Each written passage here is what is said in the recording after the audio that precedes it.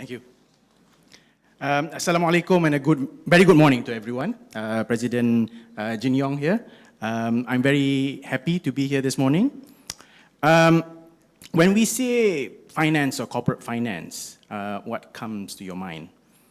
Some people think that it's charts with lines going up and down, figures in financial statements, cash flow projections, and endless valuations. Or maybe that friend who suddenly becomes a crypto expert after one lucky trade, right? You get one of those. For many, finance feels complicated, maybe even boring. But let me tell you this, finance, to me anyway, is about stories, right? The stories of how new ideas get funded, how businesses grow, how small ideas turn into something the whole world can actually use, okay? And the most exciting part, the next chapter of the story will be written by your generation, not mine. Back in the day, finance was mostly about banks, bonds, and blue chip companies. Today, I think it's heading towards startups, super apps, and sustainability.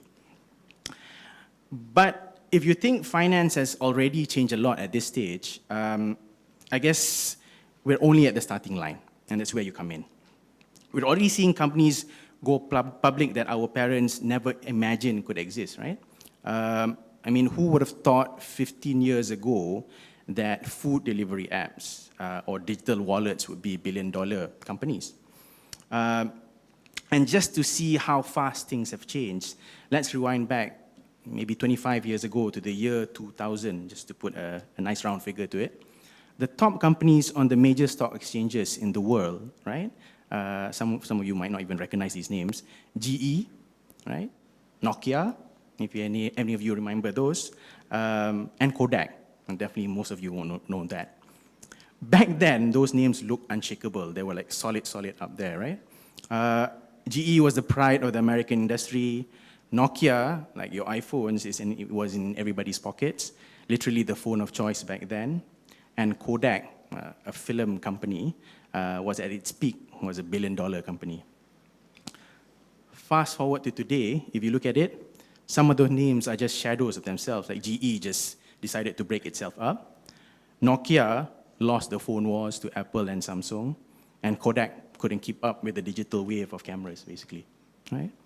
Meanwhile, the top spots are now the likes of Apple, Microsoft, Nvidia, Amazon, and Google, right? Companies built on completely different ideas and platforms.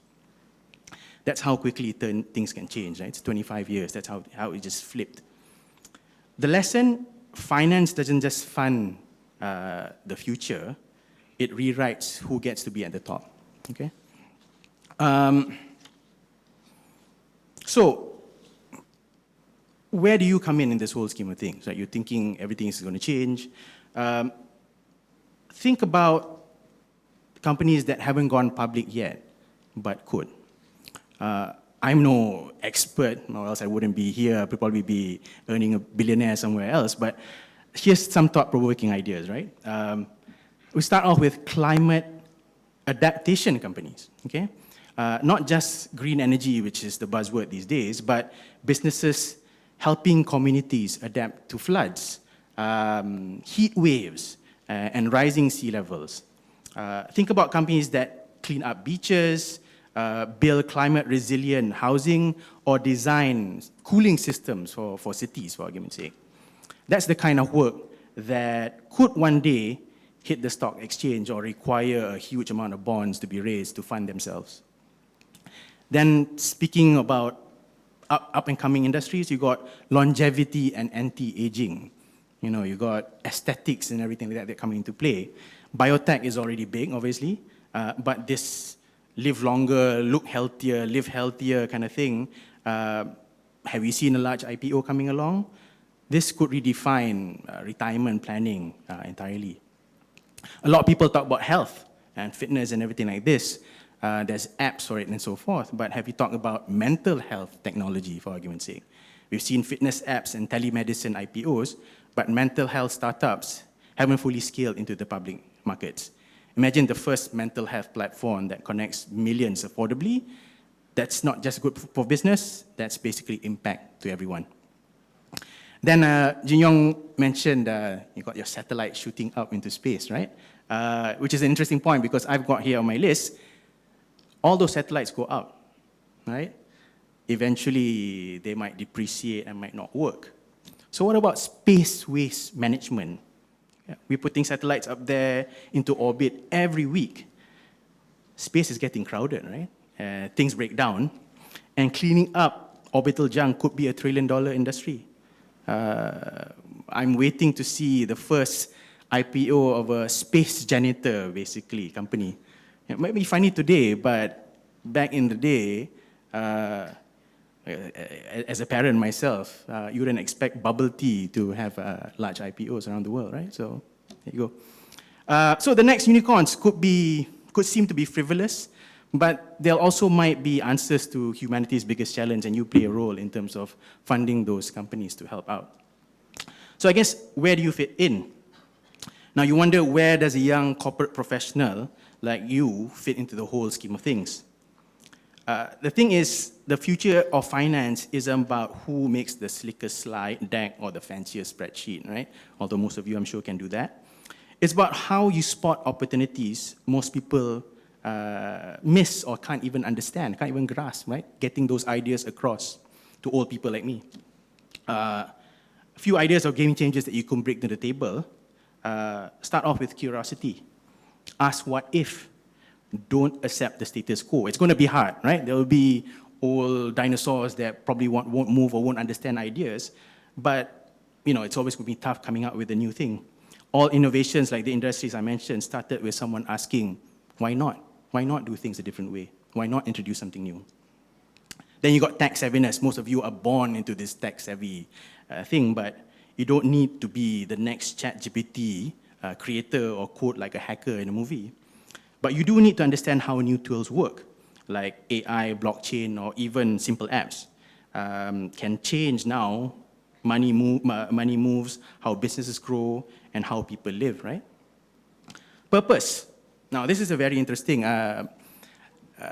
again, just off the top of my head, when you go through surveys of potential employees, if you were to go back 5 years, just 5 years ago, the number one thing on the list for new employees or students would be money.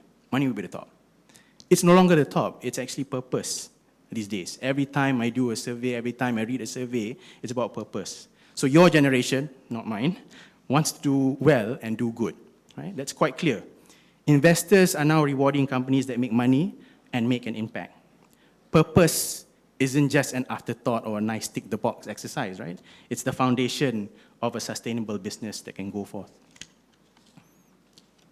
So, but most importantly, it's all nice hearing what I mentioned earlier. What's important for you as a corporate financial professional is all technology and new ideas are all good, but if the business model doesn't work, right? That's where, again, it's all back to the money. The real skill lies in understanding how a company makes money, or in some cases, inventing a completely new asset class, for argument's sake, to do it. Because at the end of the day, a business that doesn't generate profit isn't really a business. It's just a hobby, basically, isn't it? The next generation of corporate finance professionals won't only analyze numbers, they'll shape the engines and turn bold ideas into profitable and scalable ventures. Okay? Now, of course, as a regulator, I'm obliged to talk about risks. And those risks relate directly to the same qualities we just talked about. There's this fear, AI can replace jobs and so forth. Climate change can disrupt economies and inequality can widen. But instead of fearing these risks, the key is adaptation. Instead of being limited by climate change, adapt and transform your role to support the solutions. Instead of thinking that AI will replace my job, use AI to enhance your scope and deliverables. I'm not saying this myself. NVIDIA CEO Jensen Huang once said that AI won't replace your job, but the person using AI will. Right? Because the secret is every challenge is an opportunity in disguise. I know it's cliche, but when the rules of the game change, the players who adapt the fastest actually wins, and you're in pole position to be able to do that. So in closing, what's the next frontier of finance? It's just not blockchain, it's not fintech, it's not metaverse, it's not all these technologies. It's basically down to you, right? Your ideas, your energy, your courage, your perseverance to back the companies no one has thought of yet, right? Come up with new ideas and solutions. Remember, someone once laughed at the idea of low-cost airlines back in the day. I think it's kind of the norm. Yet AirAsia made flying affordable for millions across Asia and the world, right? Not long ago, you couldn't even imagine, I know most of you are young enough to live in this situation, but to me, it didn't make sense that you could order food without even speaking to another person, right? It sounded ridiculous to start off with. Yet today, Grab food in Malaysia and Singapore is part of everyday life. You just do it as a matter of habit. So that's the power of turning today's impossible into tomorrow's IPO. So ask yourself, what's the next impossible that you'll make possible? So with that, thank you very much. Hope you enjoy the rest of your day. Okay.